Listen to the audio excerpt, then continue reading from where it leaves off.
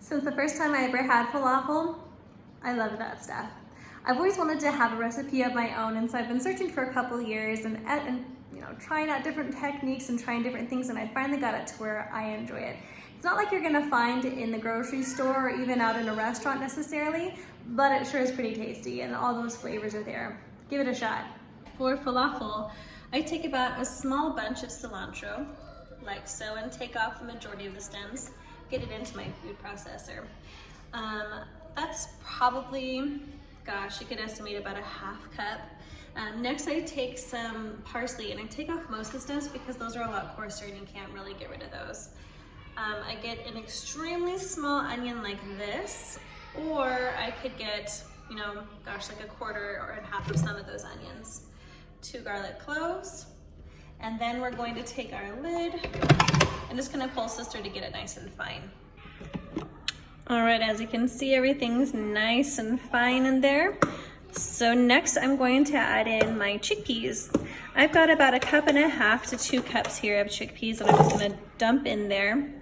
If you're using canned, make sure you rinse them because there is a flavor. And then I'm going to add in about 1/2 teaspoon of some salt. Finally, I'm gonna add in 1 teaspoon of cumin and 1 teaspoon of coriander. Get my lid back on, and we're just gonna kind of pulse this till it's pasty-like, but not like hummus whatsoever. And I'll show you. All right, so you can see it's kind of chunky. It's not, maybe pasty isn't even the best word for it. And next we're gonna have to add in some flour because right now it's too wet to be able to fry it. It'll just kind of fall apart. So we're gonna do something to kind of help it to hold together.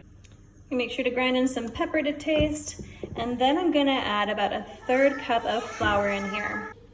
Right now I've kind of mixed in all that 1/3 cup of flour that I had in here, and I'm going to take just a bit, call that about what, golf ball size here, and I'm going to add a little bit more flour here. When we dust out the outside, then it helps it to get a little bit of a crisp, it allows it to get a crisp outer edge. Then I'm going to take this oil that I've heated up here, and I've just got it so it coats nicely the bottom, and I'm going to just start putting them in.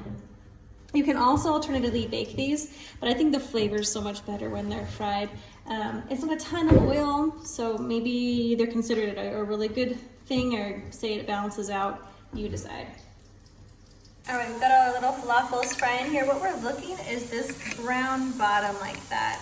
And I'm just gonna use some metal tongs like this because I found that they work the best in helping to flip them. Spatula doesn't work, guys. It's like way too big for what we need here. I'm just going around looking for whatever ones have kind of a browned edge and I'm trying to make sure that they're getting cooked evenly around like this. Okay, I can tell that the bottoms are getting golden, and so I'm going to be taking them off and sticking them here on my tray. And I'm just working in batches to get everything cooked. This is my first batch. Some people like to put a little towel on the bottom to catch the oil. I've just taken off my falafel. Need to make some quick pickled onions. So I'm going to get some salt on these thinly sliced onions really quick and try to massage it in there. Then I'm going to add in just a bit of vinegar, maybe like a tablespoon. You want these to be tangy. All right, and we're just gonna let that sit until we're ready to eat. To assemble, get your favorite flatbread, or you can also have some tortillas. Gonna grab a falafel, and I like to break mine in half like this. And then I'm gonna take some of my tomatoes, get those on there. I'm gonna take some of my cucumbers, get those on there. In the past I've used a Mayo, 1-to-1 ratio of Mayo yogurt mixture with like a clove of garlic crushed in, and that's also very good. But our vegan mayonnaise that we make is also amazing because it's got all the lemon and it's got garlic and everything else in there already.